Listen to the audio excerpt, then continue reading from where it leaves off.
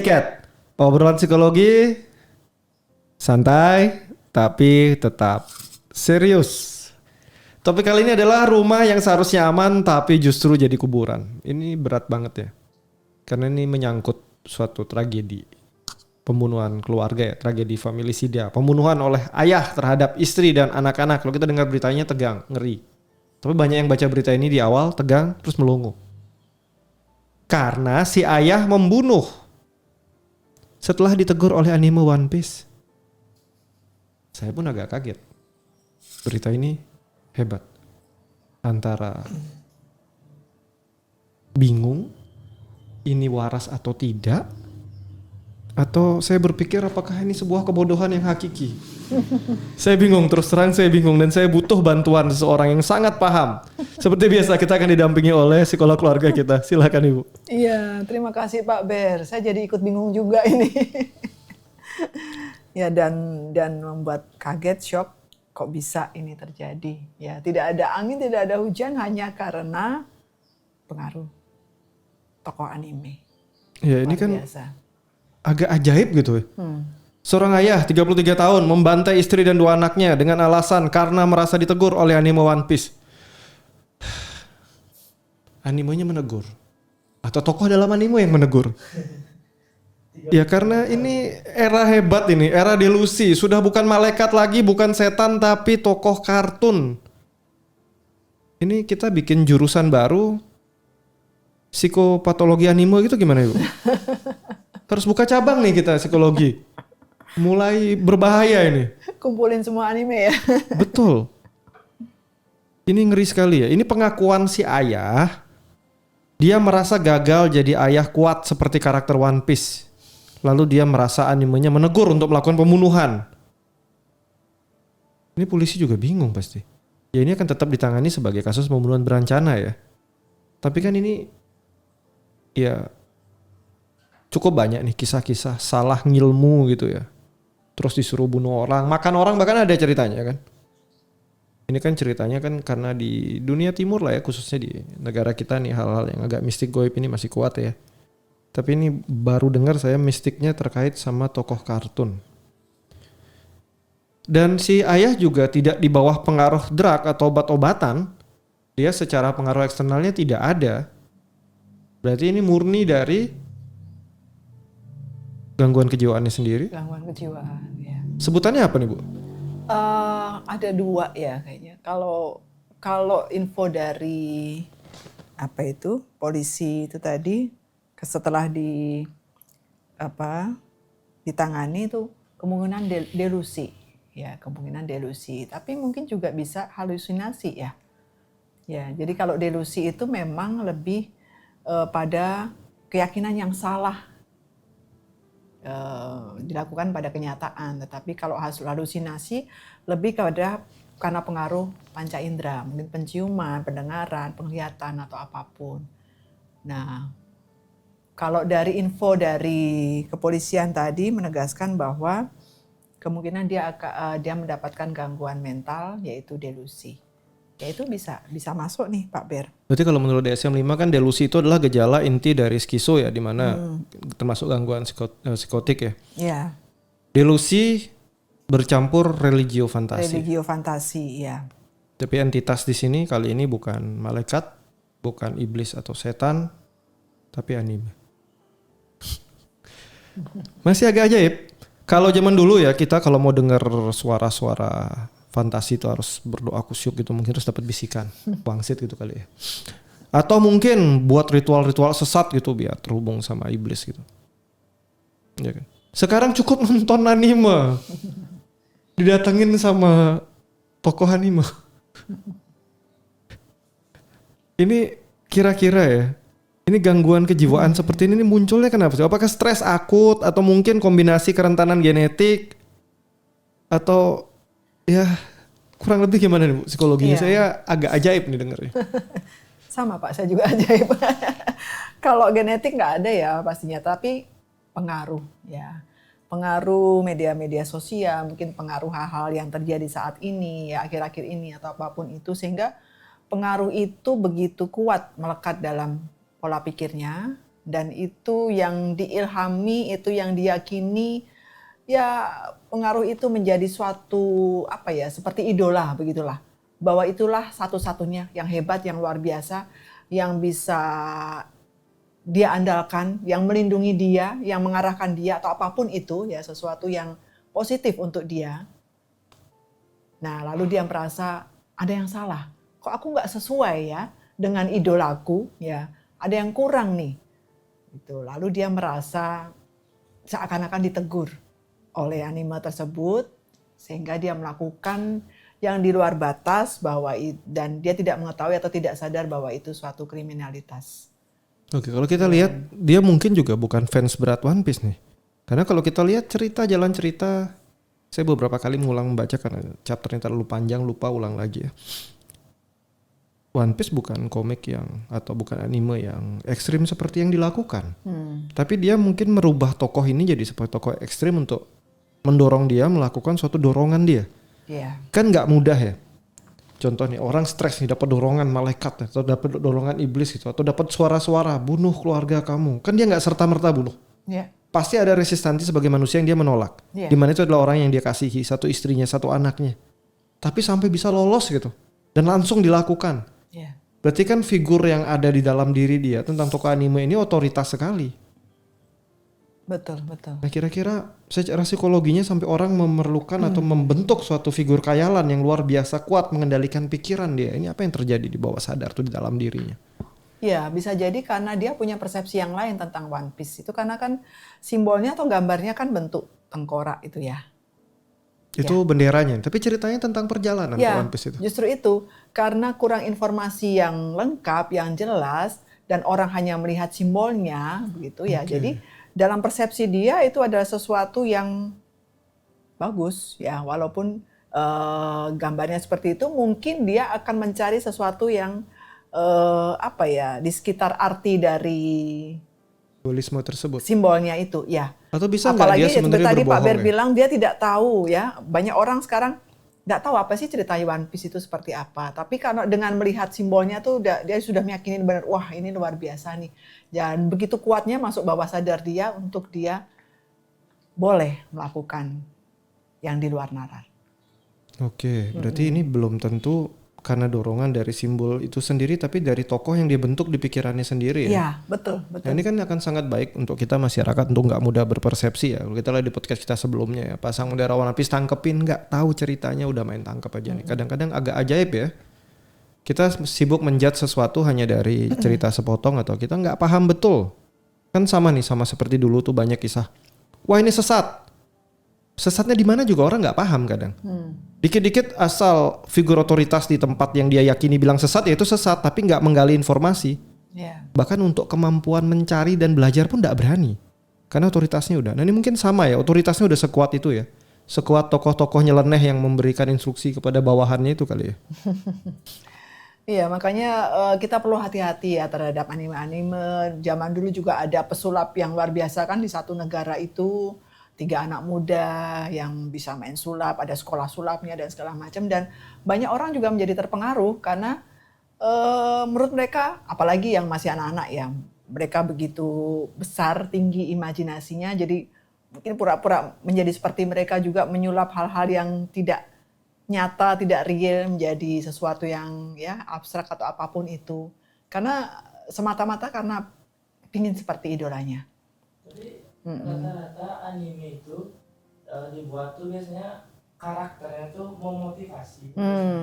Ya. Tapi nggak tahu nih. Ya, justru karena sepotong-sepotong itu yang membuat orang tidak menyimpulkan secara keseluruhan. Oh mungkin ya kayak misalnya. Kalau kayak begini salahnya animenya tuh salah orang ini? Salah orangnya lah, salah animenya nggak salah ya, salah manusianya ya berarti ya. Kalau salah dari dulu sudah ditutup nih. Berarti kalau seperti ini kan bisa jadi ada perkembangan tentang logika yang nggak tumbuh benar di otak orang-orang ini. Mereka yang lebih sibuk mendengarkan suara dorongan goibnya ini logikanya nggak maju berarti ya? Ya di bawah lah, artinya dia lebih munculkan sesuatu yang tidak masuk akal. Gitu. Berarti sesuatu yang tidak diterima dengan panca indera kita anggap dia sebuah delusi. Apakah setuju seperti itu atau mungkin hal-hal di luar ini? Kalau secara psikologi gimana nih Bu? Ya, itu tadi kalau misalnya memang dia mendengar sesuatu nih, ada teguran nih, itu kamu nggak benar nih, nggak bisa ngurus anak, istri dan segala macam. Dia mendengar nih misalnya, nah itu sudah masuk ke halusinasi. Tapi kalau delusi itu lebih pada keyakinan yang salah. Gitu. Nah, bisa salah satunya. Nah, justru itu perlu pemeriksaan yang intens pada pelaku, ya. Kemudian juga dicari sejarah sebelumnya. Ngapain aja dia selama ini, bekerja atau tidak, atau ada masalah apa dengan keluarga, dengan orang-orang di sekitar, dengan apapun ya. Jadi sebetulnya juga kita perlu lihat secara menyeluruh ya. Apakah dia selama ini juga berpikir yang baik, yang normal ya. Ataukah memang sudah sakit jiwa sejak awal. Tapi dia punya istri, punya anak loh. Ya justru itu perlu lihat riwayat kehidupan mungkin 5 tahun terakhir. Apa yang sudah terjadi? Apakah dia juga selama ini bisa berperan sebagai ayah dan suami yang baik? Depresi akut itu mungkin juga ya. Karena masalah apa tidak tahu. Ini luar biasa sekali ya. Tapi kalau kita lihat dari sudut pandang psikologinya ini memang agak miris ya. Jadi kalau kita bilang delusi ya, halusinasi. Saya mau sedikit bertanya nih Bu, saya ada tergelitik agak penasaran gitu. Boleh tanya dikit ya? Boleh dong Pak. Suara hati itu delusi atau bukan sih Bu? Suara hati netral ya kayaknya ya. Ya kan kalau kita bilang tadi kan religio fantasi ini kan sudah dengan hal-hal berkaitan religius. Nih saya mau ambil yang nggak ada kaitan nih sama religi-religian. Suara hati manusia itu delusi, halusinasi atau bukan? Menurut saya bukan. Habis putus pacaran suara hati bilang bunuh diri aja atau bunuh dia aja. Delusi nggak deh? Itu kesimpulan dia sendiri. Suara hatinya. Padahal itu pikirannya. Pikiran dan suara hati bedanya apa Bu? Ini pertanyaan agak menggelitik saya gitu. Kuliah lagi nih. Kalau pikiran lebih kepada kesadaran ya. Dia karena mungkin dia sedang mengalami masalah gitu ya. Jadi pola pikirnya yang salah. Dia menyimpulkan sesuatu, kemudian action yang salah juga. Mengambil tindakan yang salah juga. Atau tindakan bodoh. Gitu. Kalau suara hati? Suara hati sih lebih kepada hal-hal yang baik sih menurut saya ya. Berarti kalau dia baik disebut suara hati, kalau nggak baik disebut suara pikiran. Kejam sekali kalian sama pikirannya. Ya kan ini kan suatu cerita unik. Suara hati kan malam melek nih begadang gitu, besok pasang alarm. Alarm nyala kering bunyi itu. Satu suara hati bilang atau suara pikiran bilang, ayo bangun. Waktunya melakukan aktivitas. Ini suara hati. Terus satunya ngomong, jangan tidur aja, matikan alarmnya, kamu kan lelah. Ini pikiran berarti. Iya kali. Ya kan, yang baik itu suara hati, yang jahat dikit itu pikiran gitu ya. Dan kita memutuskan tidak memilih sampai jamnya terlewat lama, wah terlanjur terlambat tidur lagi, pikiran menang gitu kali ya. Berarti bedanya suara hati dengan pikiran ini atau mereka hal yang sama atau berbeda sebenarnya? Ini saya agak sedikit tergelitik nih sama pertanyaan-pertanyaan begini. Masih cari dulu nih. Kan kalau dia mengambil satu sosok-sosok religi ya kita akan sebut dia religio fantasi. Tapi kalau kita tidak, ini nggak ngambil sosok, hanya seperti suara kita yang ngomong gitu dalam hati ini. Kan ngomongnya nggak di luar, nggak di telinga, tapi di dalam. Di dalam. Ya. Oh ini mungkin yang disebut zaman dulu kebatinan itu mungkin ya? Oh iya mungkin bisa. Beda lagi ya? Beda lagi ya. Beda lagi. Saya mulai bingung ini. Kebatinan mungkin habis sama suara hati kali. Suara hati Ya. sama pikiran menurut saya sama. Sama ya. Sama nih kayaknya deh. Iya. Jadi menurut saya pikiran sama suara hati itu sama. Dari psikologinya gimana nih Bu? Aduh. Nyari dulu deh. Daripada salah. Ya karena ini kan menarik ya. Suara hati sama pikiran kita belum menyentuh yang agak suara tinggi-tinggi itu ya. Suara iblis, malaikat, setan. Kita nggak sentuh-sentuh yang di luar. Ini suara diri sendiri itu. Iya. Ya kan kalau kita bilang pikiran berasal dari aktivitas otak sadar atau prefrontal cortex ya. Produk logika, analisa, ingatan, asosiasi ini pikiran. Sifatnya bisa berisik, cepat, saling tumpang tindih. Ini kalau menurut artinya, ya kan? Sedangkan suara hati itu lebih dalam, terkait emosi, nilai, intuisi, dan kesadaran moral. Kalau secara sudut pandang psikologinya. Dalam psikologi disebut kesadaran moral atau conscious. Ini suara hati. Biasanya muncul hening, singkat, terasa benar atau tidak benar. Berarti beda nih secara psikologi. Berarti bisa negatif positif Iya. ya semuanya ya. Semuanya bisa negatif positif. Bisa Kalau kita negatif, berpikir positif. Oke. logis, menganalisa, ini pikiran. Ya. Ya benar, berarti yang tadi konflik itu. Yang satu kan bilang ini waktunya bekerja. Analisa logika. Jam segini masuk kerja. Itu berarti lagi perang. Pikiran versus suara hati. Suara hati bilang udah tidur aja, kamu kan lelah. Karena perasaan kita sayang sama kita, menyuruh kita istirahat. Tapi nggak logis. Iya. Bedanya hanya di level logikanya kemungkinan ini. Ya. Untuk mendengarkan suara hati kita mesti hening, singkat. Ya. Spontan berarti ya suara hati. Suara hati nggak spontan, perlu spontan. keheningan, kejernihan. Oh, oke. Dia lebih ke intuisi. Ya. Nah, berarti mendengarkan intuisi. Tapi kalau mengambil keputusan melalui kata hati boleh. Boleh, tapi belum tentu benar. Tapi nyaman. Iya betul. Suara hati bikin nyaman. Suara pikiran bikin pusing. Karena dia menganalisa, kan, logis. Pikiran sifatnya argumentatif. Suka membandingkan, menimbang untung dan rugi. Ini pikiran. Ya. Dan gampang bias kognitif. Karena dipengaruhi oleh tingkat stressing dan traumatik. Ini pikiran. Oke. Contoh nih, mau cari pasangan nih, Pak Sutradara mau ketemu orang baru. Perempuan ini laki-laki perempuan? Perempuan ini baik nggak ya?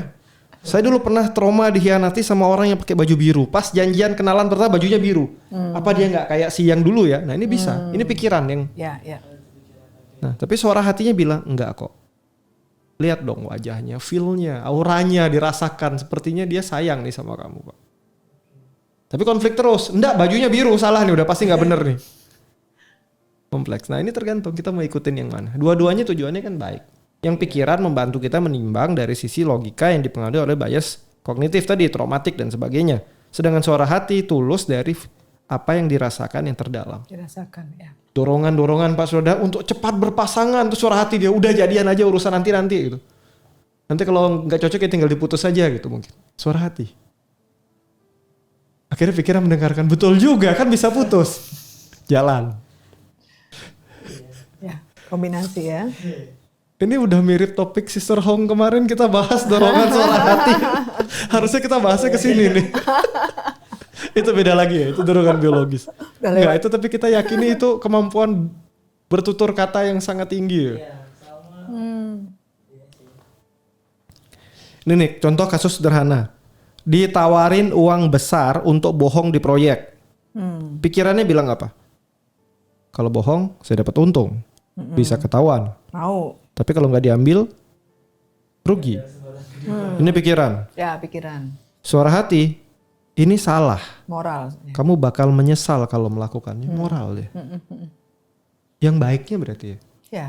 Yang baik menurut persepsi sekali lagi ya. Ya. Suara hati kan juga terbentuk dari akumulasi memori, kristalisasi dari pemahaman yang kita dapat sejak kita dilahirkan. Belief system berarti masuknya di suara hati. Kalau kita bilang belief system di suara suara hati akan terkait kuat dengan bawah sadar. Ya.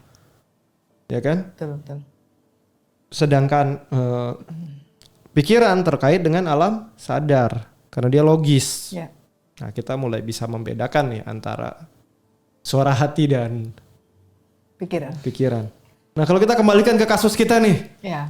Si bapak yang mantap itu pikiran atau suara hati? Awalnya pikiran kali ya. Dorongannya nggak logis loh. Ya. Nggak masuk akal, Nggak tapi dia logis ambil, ya. dia lakukan. Ya. Berarti suara hati. Sudah masuk ke suara hati. Ini mungkin yang disebutkan delusi ya, suara hati negatif ini ya. Hal-hal yang jadi negatif. bahaya ya. Ya. Seperti yang dulu kalau kamu bunuh dia dan makan dia, kamu jadi kuat gitu. Itu kan ada juga tuh kisah itu. Saya kisah detailnya kurang begitu paham ya, tapi ada dorongan-dorongan seperti itu. Ya. Dan itu biasanya membutuhkan akumulasi akut dalam bentuk mungkin melakukan ritual-ritual tertentu sampai betul. level yang sangat dalam ya. Tersesat begitu jauh sampai bisa dengar suara-suara sesat itu kan gitu. Ya. Kalau sesatnya kurang jauh nggak kedengeran masih suaranya.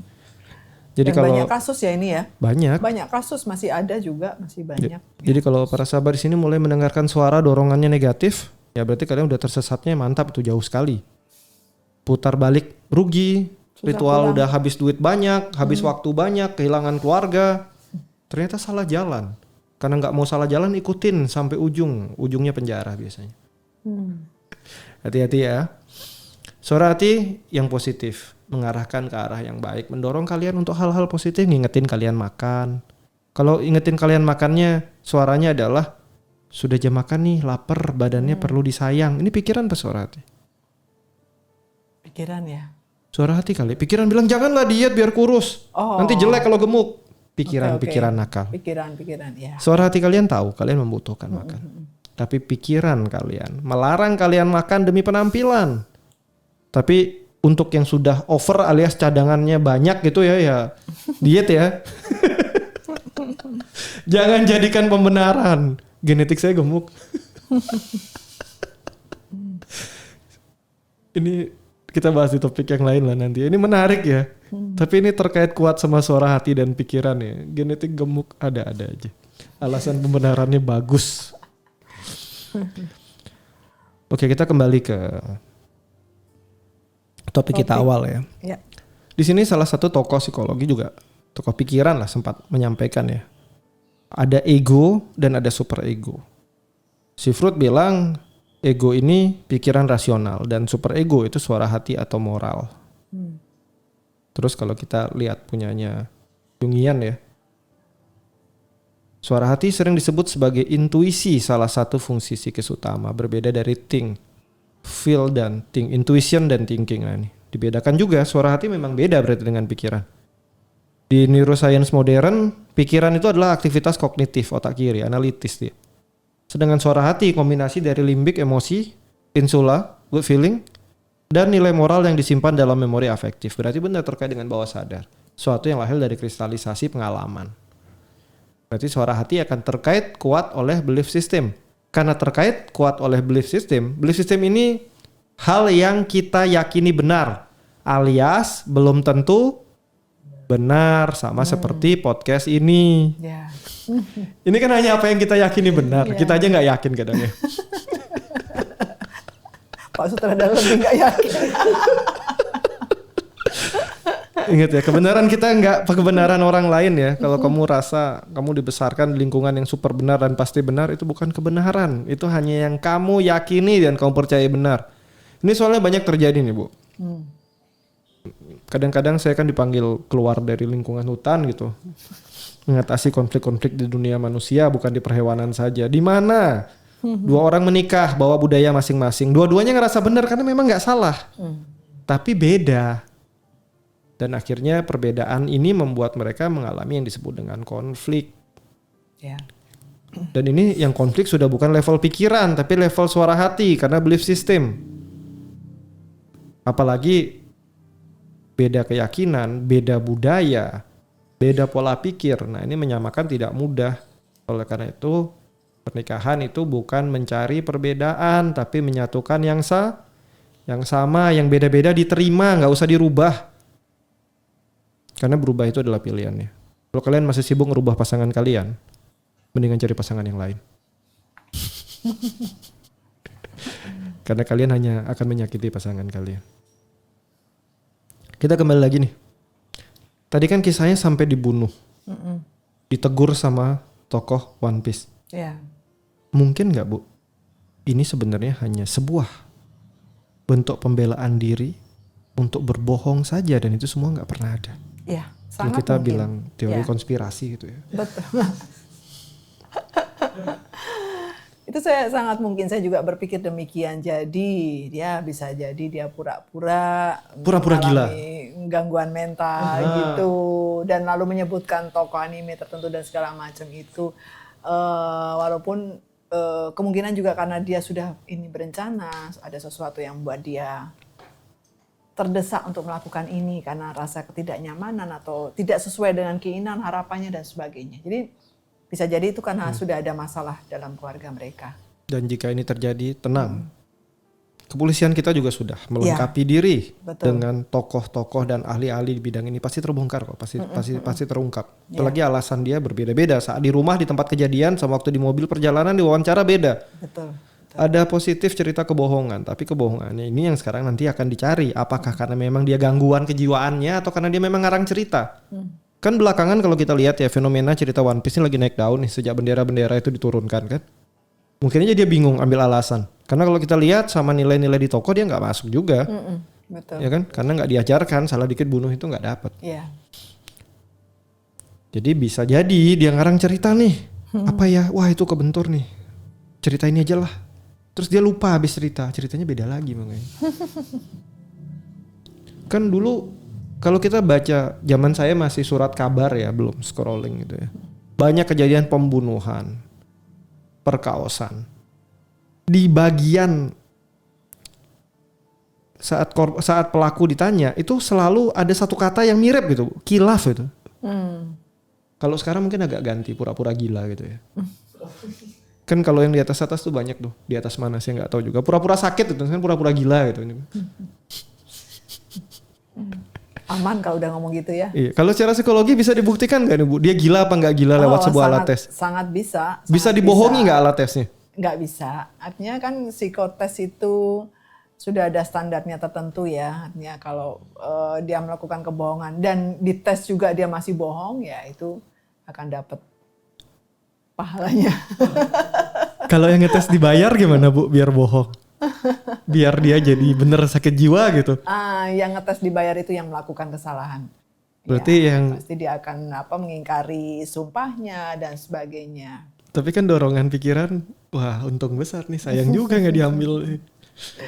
Tapi nikmat sesaat kan, sebentar aja. Asal nggak ketahuan. Sekali lagi ya, kalau Iya. dari investigasi nggak ada hal yang tidak meninggalkan jejak ya. Mau sepintar apapun suatu hal ditutupi, celah itu pasti akan ketemu suatu saat nanti ya. Ya. Jadi ya mendengarkan suara hati ini kita putuskan positif berarti ya Bu ya. Iya. Selama dorongan suara hatinya udah bukan ke dorongan yang negatif. Kalau udah dorongan yang negatif kita sebut dia ilusi ya loh, halusinasi ini ya. Karena kan suara hati dan suara pikiran sama-sama nggak tampak ya. Ya. Mirip kayak ilmu psikologi yang menaksir sesuatu yang nggak kelihatan gitu kan, ilmu gaib sebenarnya. Mencoba menakar batin manusia, batin bentuknya apa juga kita nggak paham kan. Sama kayak teori-teori tentang pikiran, mana yang asli mana nggak kita juga nggak tahu. Kita hanya bisa memperkirakan atau menyusun teorinya. Aslinya ya masih diteliti terus. Karena otak manusia ini menarik. Berarti tadi kita setuju bahwa yang pertama bisa aja dia delusi, dorongan dari suara hati. Yang kedua bisa aja dia berbohong, mengarang sebuah cerita, pikirannya yang mengarang, mengambil cerita yang banyak beredar di masyarakat karena One Piece lagi naik daun gitu, dia ambil aja comot, bilang disuruh sama tokoh. Ada dua kemungkinan besar berarti ya, memang dia gangguan kejiwaan atau ya dia berusaha menutupi kebohongan dia, karena itu ya secara pasal ya jadi kejahatan pembunuhan berencana ya. Ya. Pembunuhan berencana. Kalau dia benar-benar tidak gangguan jiwa, berarti dia memang merencanakan pembunuhan ini, menyiapkan alasannya, dan ini jahat sekali ya. Entah apapun motifnya ya, baik mungkin ekonomi atau dorongan-dorongan lainnya kan. Ya, itu suatu perbuatan yang cukup berani ya. Dia membunuh semua. Artinya kan pada saat itu kan tidak ada hati nurani yang, kalau dia tidak terusik hati nuraninya untuk meredam ya atau mengontrol, itu bisa terjadi. Nah itu suatu perjuangan yang luar biasa, dia bisa melakukan itu ya terhadap keluarganya sendiri. Betul.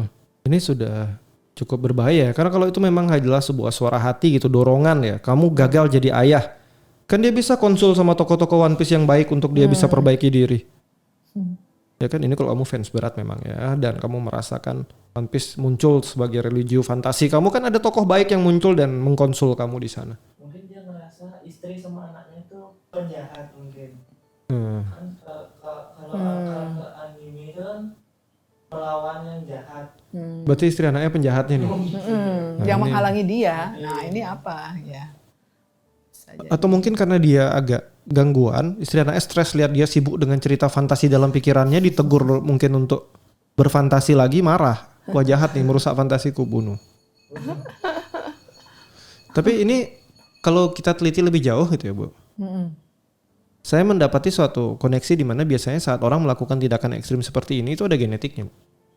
Memang mewarisi genetik gangguan kejiwaan yang diwariskan turun-temurun secara genetik. Ini benar nggak sih Bu secara psikologis sebenarnya? Iya, memang ada gangguan kejiwaan itu juga turun-temurun ya, tetapi mungkin tidak secara langsung. Nah, itu juga akan dipicu oleh kondisi gitu. Kalau kondisinya memang tidak mendukung untuk dia melakukan, tentunya tidak akan terjadi. Ya, dia masih punya pola pikir yang sehat, masih ada perjuangan untuk memperbaiki diri, mau juga bekerja sama, mau bicara dan segala macam, cari solusi yang terbaik. Tetapi kalau kondisinya juga negatif, artinya mendukung dia untuk melakukan kejahatan yang sama seperti kakek nenek dan mungkin ya tingkat atasnya lagi, ya itu bisa terjadi ya. Oke. Berarti punya bibit gila itu nggak ada yang salah ya, karena namanya bibit udah diwarisin gitu ya. Tapi yang penting kamu nggak milih jadi gila gitu ya. Kan belakangan bangga tuh, wah aku ada yang keturunan NPD, aku ini NPD, bangga gitu loh. Saya bingung kadang liatnya. Jadi kegilaan jangan dibanggakan, tapi diperbaiki. Sudah banyak profesional di luar sana. Psikiater, psikolog, silakan konsul, perbaiki. Kalau merasa diri bermasalah, bukan koar-koar bangga dengan masalah kalian, tapi cari solusinya, ya kan. Lalu kemudian ya jangan ambil tes online yang ngerjain berapa soal langsung dapat analisa karakter kamu apa, itu hati-hati ya. Banyak beredar nih. Program-program kecil sederhana disusun acak-acakan hanya sekadar buat tarik perhatian, orang ambil tes dengan serius dan meyakini bahwa hasil tesnya benar. Hati-hati. Karena sampai hari ini setahu saya kita belum punya alat tes EQ ya? Ada. Yang diakui di Indonesia. Kita masih pakai punya luar kan? Oh iya, betul. Nah ingat ya, kita aja belum punya alat tes EQ resmi. Sekalian ikut tes-tes gak jelas itu terus meyakini hasilnya, hati-hati. Ya kan? Para sahabat-sahabat kita di luar sana yang ahli psikometri lagi berjuang keras untuk menemukan alat tes terbaik. Tapi saat ketemu alat tesnya tolong jangan dijual di Shopee dan Topet lah ya. Sebut merek tolong sensor. Tolong jangan dijual di toko-toko online lah ya biar hasilnya baik. Dan banyak banget yang searching jawaban ujian apa, perguruan tinggi, pegawai. Kalian malah sibuk nyari kunci jawaban, bukan sibuk belajar. Inilah yang harus diperbaiki mungkin ya. Bukan cari kunci jawabannya, tapi mencari pengetahuannya. Bukan sibuk cari rumus singkat dan mudah, tapi belajar konsepnya. Ini yang akhirnya dulu sempat hilang. Karena di tahun berapa itu booming banget. Tempat-tempat pendidikan yang menyajikan rumus singkat tinggal pakai. Akhirnya konsep tentang suatu pengetahuan tidak tertanam baik. Ya lahirlah lulusan instan. Yang sudah ada di pusat mana ya sekarang saya lupa. Kan dulu tinggal bayar dapat gelar. Salah. Udah kembali lagi. Ini topik kemana-mana nih. Kita back to topik pembunuhan dalam keluarga nih. Yeah. Berarti ini udah jelas dorongannya bisa di level bawah sadar, bisa di level sadar. Kalau level bawah sadar berarti itu adalah delusi. Kalau di level sadar itu hanyalah karangan cerita dia. Rekayasa. Nah kira-kira ya manusia nih ya, sampai merekayasa membunuh. Kalau kita anggap orang ini normal ya Ibu. Kita anggap dia tidak gila dulu. Tapi dia mengarang cerita dan menghabisi anaknya. Ini gimana nih? Anak istrinya dihabisi. Ya itu suatu perbuatan yang luar biasa keji ya menurut saya. Karena kan gak mudah juga. Anak dan istri yang betul-betul sebetulnya yang harus dilindungi justru mati di tangan dia. Ya, dia jadi pembunuh mereka semua. Ini kan ya udah betul-betul sangat kejam. Artinya orang yang betul-betul dia cintai, yang dulunya diajak berkeluarga dan segala macam, punya anak semua, malah jadi begitu dihabisi sama dia. Itu kan berarti sudah terbolak-balik semuanya. Artinya ini secara moral juga kok bisa dia tega melakukan itu. Berubah 180 derajat. Ya. Oleh karena sebuah dorongan yang kita nggak tahu dorongan apa itu. Oleh karena sebuah dorongan. Ya. Dari Saya dapat suatu pertanyaan kecil sih Bu, agak menggelitik lagi nih. Boleh tanya ya? Iya. Terkait psikologi nih. Kalau manusia normal gitu ya Bu ya. Lebih mudah mana sih? Membunuh orang atau membunuh diri sendiri? Lebih mudah membunuh orang ya? Mana yang lebih mudah? Saya bertanya nih, kira-kira saya agak bingung juga. Kalau seperti itu. Bunuh orang lain atau bunuh diri sendiri? Kan kasus bunuh diri banyak tuh. Tapi kasus bunuh orang juga nggak sedikit. Nah, tergantung efek yang menjadi akibat, menjadi sebab, yang menjadi sebab. Kalau efeknya itu orang lain lebih besar, tentunya membunuh orang lebih mudah. Yaitu karena orang lain nih, aku seperti ini, aku terpuruk atau aku apapun seperti itu. Eksternal ya berarti ya? Ya, Eksternal ya? tapi kalau pengaruhnya itu adalah internal, diri sendiri, Tekanan ya internal. bisa berarti ya dia membunuh diri sendiri. Beda dorongan, tapi nilai dorongannya hampir sama sebenarnya. Mereka yang membunuh orang dan mereka yang membunuh dirinya sendiri sama-sama mengalami dorongan, cuma bentuk dorongannya beda. Ya. Yang bunuh orang beda. biasanya eksternal, Ya. kemarahan, kebencian. Yang bunuh diri sendiri depresi, Ya, kegagalan. betul. Nah berarti yang si tokoh tadi tuh, kok si tokoh ini orang asli nih, si bapak tadi itu membunuh orang. Berarti dorongannya Eksternal. eksternal, kemungkinan bukan dorongan rasa bersalah. Kalau kita mau analisa ya, Ya, suicide itu rasa bersalah. Kalau dia bilang saya gagal jadi ayah terus saya bunuh, betul. ini kan gagal, ini kan ke diri. Harusnya dia bunuh diri. Ya. Nggak Justru boleh itu. ngarusin orang bunuh diri. Tindakannya salah. Keduanya salah sih, dia membunuh orang lain ataupun dia membunuh dirinya sendiri. Sebetulnya mendengarkan sesuatu mungkin ya itu perlu dicerna dulu dalam pikiran dan moralnya, layak atau tidak, benar atau salah dan sebagainya. Dan kalau kita kaitkan ke cerita tadi si ayah yang membunuh ini, Ya, dia kan membunuh orang lain, berarti dorongannya kan eksternal. ya, Berarti bukan guilty-nya yang kita ambil, ya, bukan kegagalan dia sebagai ayah, nggak ada refleksi, berarti nggak ada suara hati, tapi dorongan eksternal, kemarahan, kebenciannya betul. kepada anak dan istrinya yang mungkin tidak mengikuti alur cerita yang dia udah program di pikiran dia. Ya, betul. Dan dia marah dan dia bunuh. Ya, Ya kan? Berarti kalau nanti dia digali ya bukan karena guilty, bukan karena rasa bersalah, ya, tapi karena kemarahan. kemarahan, ya. Ada Ya kan? sesuatu yang lain. Ada sebuah penderitaan besar yang dialami sama si ayah. Ya, Karena anak istrinya tidak mengikuti perintah sesuai dengan tokoh. Kurang lebih akan jadi seperti itu ya mungkin ceritanya. ya, bisa jadi ya, karena di pengalihan itu. Jadi kalau dia memang merasa betul bersalah kan tentunya dia yang berubah, dia yang berubah sikap, berubah pola pikir atau apapun itu. Oh ya, aku akan memperbaiki diri. Tetapi solusinya yang diambil salah. Oke. Cara solusi berarti kemungkinan emosi besar dia ya suatu bentuk kemarahan, kebencian ya. Ya sudah tidak sesuai kan berarti. Kan secara kemudahan akses gitu ya. Sebenarnya bunuh diri kan lebih gampang daripada bunuh orang. Karena kesempatan selalu tersedia gitu. Untuk orang yang nggak punya histori bunuh diri ya kesempatan selalu tersedia. Kalau udah punya histori mungkin udah dikurung kali ya, biar nggak bunuh diri. Tapi untuk orang yang umum normal, ya kan, membunuh diri itu aksesnya mudah, selalu tersedia, nggak usah cari korban, cukup melukai diri. Sedikit tergelitik kalau yang suka sayat-sayat terus pamer di status tuh gimana Bu? Ya itu mau menunjukkan orang bahwa inilah aku menderita, aku sudah sampai ambil jalan pintas seperti ini ya, butuh ada validasi atau apapun itu. Jadi minta rasa empati dari orang lain. Kenapa sih kok sampai seperti itu? Cerita dong atau apa. Nah, mulai deh pancing-pancing. Itu termasuk kelemahan mental atau sakit jiwa Bu?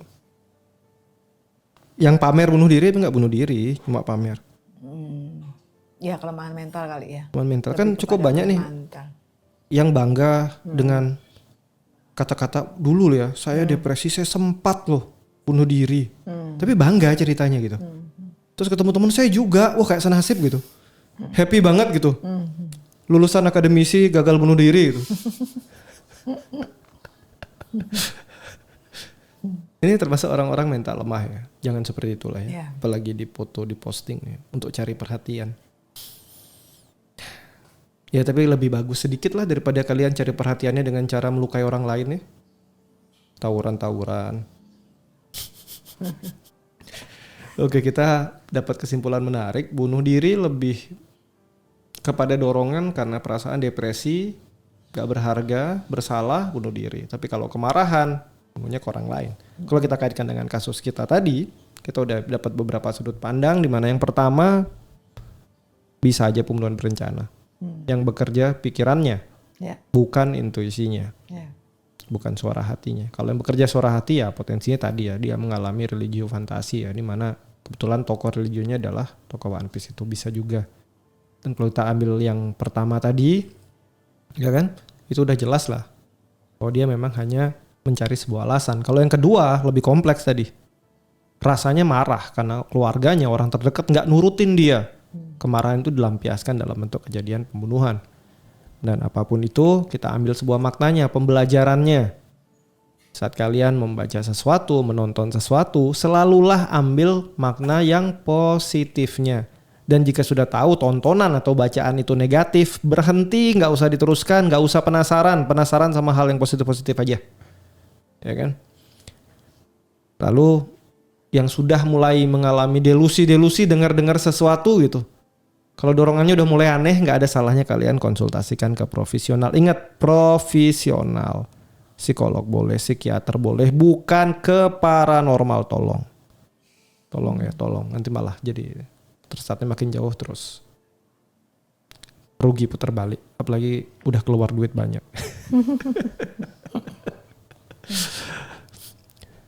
Ini sedikit nih Bu, sebelum kita akan nanti konklusi ya. Ya. Karena kesebut gitu. Dalam dunia psikologi paranormal ini apa sih Bu?